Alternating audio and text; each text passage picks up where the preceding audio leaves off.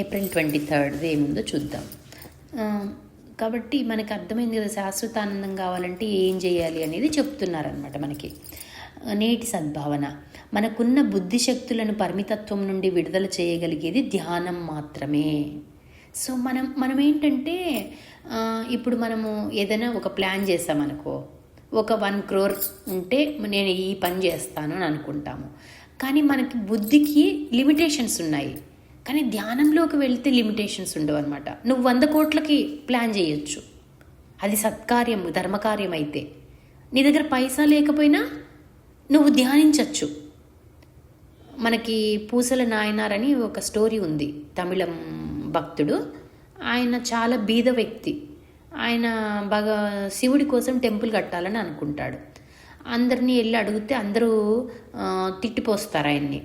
నువ్వేంటి, నీకు తిండికే గతి లేదు, నువ్వు టెంపుల్ కడతావా, నీకు అవసరమా అసలు అంటారు కదా అందరు ఇప్పుడైనా అంతే కదా. ఎవరైనా పెద్ద పెద్ద సంకల్పాలు పెట్టుకుంటే, ఇప్పుడు నేను రైతులను ఉద్ధరించాలి అనుకుంటాను, నాకు అందరు సజెషన్స్ ఇస్తారు, రైతులు చెడ్డోళ్ళు, కాలం మారిపోయింది, సోది, ఇంకా అవే సోది చెప్తుంటారు. నేను సర్లే సోది చెప్తున్నారు అనుకుంటాను అనమాట, అంతే.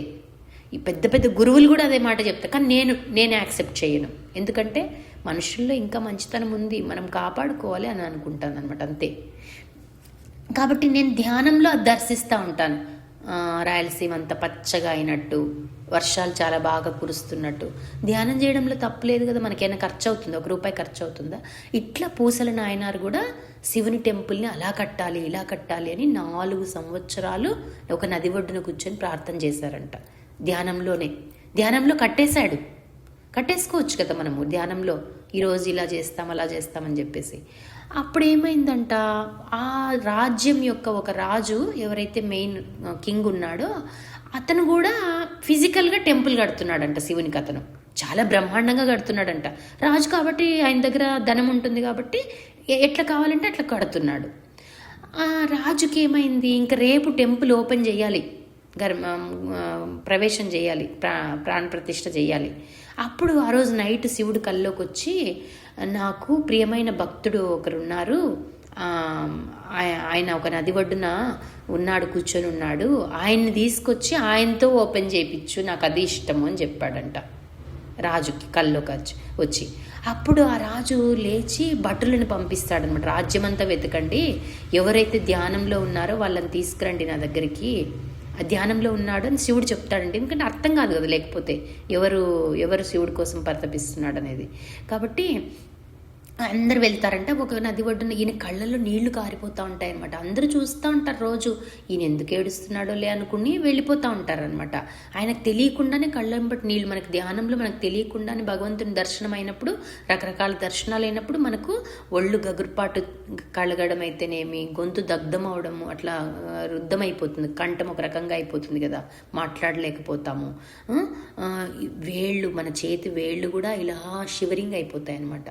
మీరు నమ్మరు, సౌందర్యలహరి పుస్తకం ఈరోజు నేను మొన్న మఠంలో దొరికితే కొనుక్కొచ్చాను. నేను సౌందర్యలహరి ఇంకా నేర్చుకోలేదు చెప్పాలంటే, వింటాను కానీ నాకు ఇంకా నేను దాంట్లోకి వెళ్ళలేదు. ఎందుకంటే నాకు లలితా సహస్రనామంతోనే సరిపోతా ఉంది రోజంతా, దాన్ని రీసెర్చ్ చేయడంలోనే నాకు ఇయర్స్ టుగెదర్ సరిపోతా ఉంది. కాబట్టి నేను అది ఇంకా పెద్ద లెవెల్ సౌందర్యలహరి అనే ఉద్దేశంతో నేను ఇంకా టైం ఉందిలే, ఇంకా నేను నేర్చుకుంటాను అనే ఉద్దేశంతో నేర్చుకోలేదు. మీలో చాలామందికి వచ్చి ఉంటుంది. నేను అనేది ఏమంటే దాని మీనింగ్లోకి వెళ్ళి మనం రమించాలి అనుకుంటాను అనమాట. అందుకని నేను దాన్ని టచ్ చేయలేదు. ఈరోజు ఎందుకో అనిపించింది, సరే బుక్స్ మొన్న కొనుక్కొచ్చుకున్నాను కదా అని చెప్పి దాని మీనింగ్ చదువుతూ కూర్చుంటే ఒక్కొక్క దగ్గర నా చెయ్యి అలా మొత్తం ఇలా షివరింగ్ అయిపోతుంది అనమాట. ఇంకా అట్లా షివర్ అయినప్పుడు మనము ఆ పుస్తకంలో నుంచే మనకి అవి వైబ్రేషన్స్ వస్తున్నాయి అని అర్థం అనమాట. ఆ అక్షరాలకు అంత శక్తి ఉంది. సౌందర్యలహరి శక్తి నాకు అర్థం చేయించింది అనమాట అమ్మ. తెలుసు నాకు సౌందర్యలహరి చాలా శక్తివంతమైనది, చాలా, అది యూనివర్సిటీ లెవెల్ అండి అంటారు కొంతమంది. నేను అంటుంటాను మా ఫ్రెండ్స్తో, నేను ఇంకా సౌందర్యలహరిలోకి వెళ్ళలేదు అంటే, వెళ్తారులేండి, మీరు లలితను పట్టుకున్నారు కదా. కొంతమంది గురువులు లలితతోనే తరించిపోయినారు, ఇంకా మళ్ళీ సౌందర్యలహరి జోలికి వెళ్ళలేదనమాట. నేను అనుకుంటుంటాను, నాకు వెళ్ళాలి, తెలుసుకోవాలని ఉంది జ్ఞానము, కానీ ఇంకా వెళ్ళలేకపోతున్నాను అనమాట. కాబట్టి ఆయన ఏమైంది, పూసల నాయనార్ని వాళ్ళు పట్టుకున్నారు, భటులు పట్టుకుని రాజు దగ్గరికి తీసుకెళ్తే రాజు నమస్కారం చేశాడు అతనికి. ఎందుకంటే శివుడికే నువ్వు నచ్చావంటే నువ్వు ఎంత గొప్ప భక్తుడివి, నీ చేతే టెంపుల్ ఓపెనింగ్ చేయించమంటున్నాడు. కాబట్టి అసలు నువ్వు ఎలా చేసావు అంటే, నేనేం చేయలేదు, ఇలా మనసులో టెంపుల్ కట్టుకున్నానంతవరకే, నాకు శక్తి లేక అని చెప్తాడనమాట.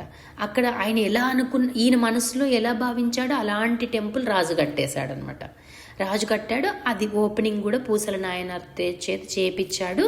చేయించగానే ఆయన అలాగే శివుడిలో ఐక్యమైపోయాడంట. అలా నాయనార్ల కథలు అని ఉంటాయి కదా శివభక్తులవి, అవి చాలా బాగుంటాయి. చాగంటి గారు చెప్తుంటారు. అవి వింటే మనకి శివుడు అంటే ఇంత భక్తిని ఇన్ని రకాలుగా చేయొచ్చా, ఆ కాలంలో భక్తి చేసుకుంటే రాళ్లతో కొట్టే వాళ్ళంట, ఇట్లా చాలా ఉంటాయి కదా. వాళ్ళు అంత సీక్రెట్గా భక్తి చేసుకునే వాళ్ళంట, రాజుకు తెలియకుండా అట్లా. కాబట్టి మనకి అవన్నీ అర్థమవుతాయి అన్నమాట. కాబట్టి ధ్యానం అనేది అంత గొప్పది, కానీ ధ్యాన స్థితికి వెళ్ళాలంటే చాలా కష్టం. పూజ, జపము, గ్రంథ పఠనము స్టెప్ బై స్టెప్ వెళ్ళాలి. పతంజలి యోగ సూత్రం ప్రకారం అయితే 8 అంగాలు ఉంటే 7వ స్టెప్లో మనకి ధ్యానం కుదురుతుంది. అంతేగాని ఊరికూరికని కళ్ళు మూసుకొని కూర్చుంటే మనకి తలనొప్పి రావడము అవన్నీ జరుగుతాయి తప్ప మనకి ధ్యానం అనేది కుదరదు అనమాట.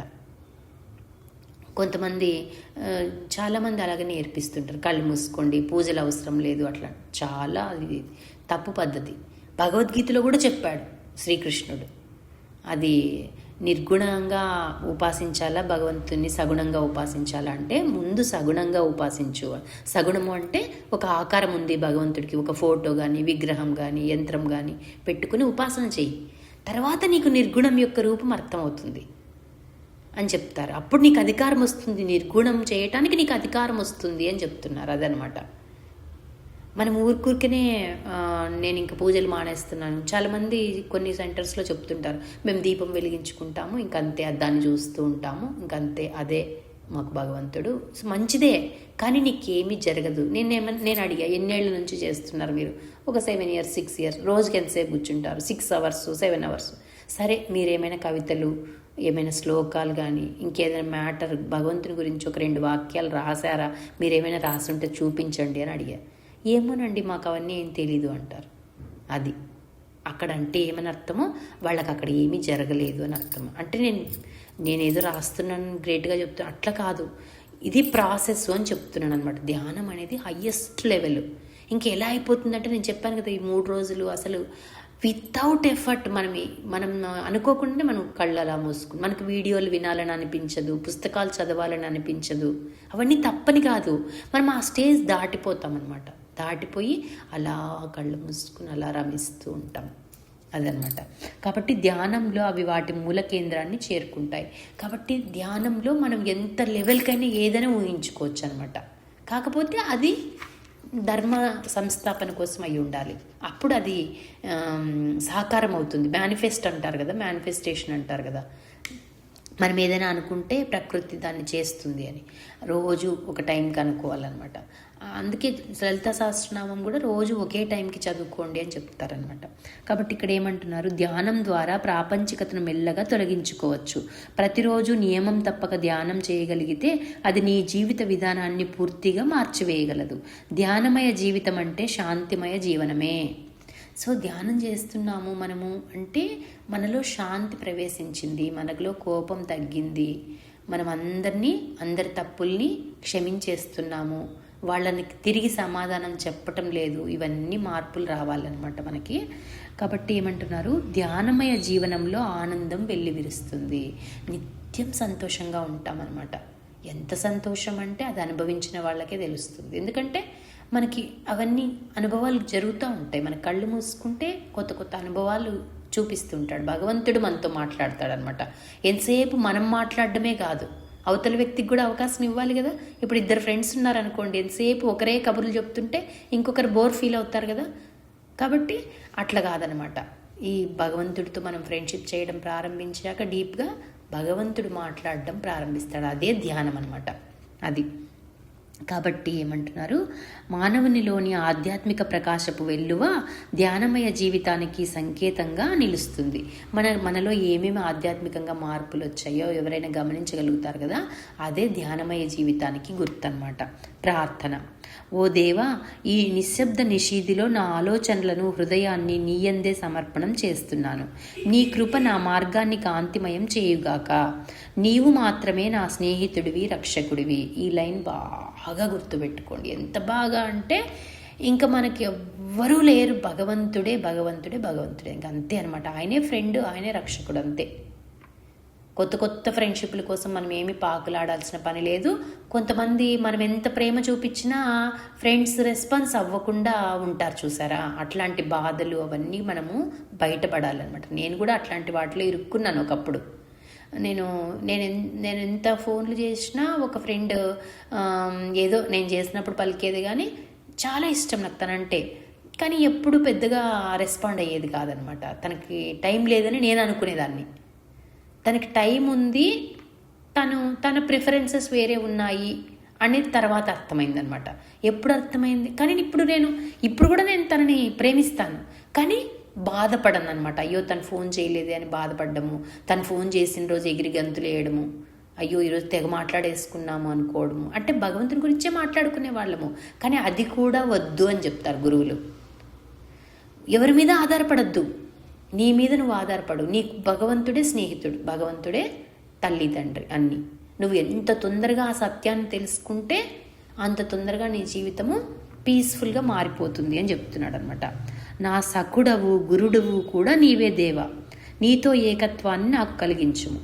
సో లలిత ఉపాసన చేసే కొద్దీ ఏమంటారు, మనం అమ్మవారి తత్వం మనలో వచ్చేస్తుంది, మన కట్టుబొట్టు కానీ అన్నీ మారిపోతాయి.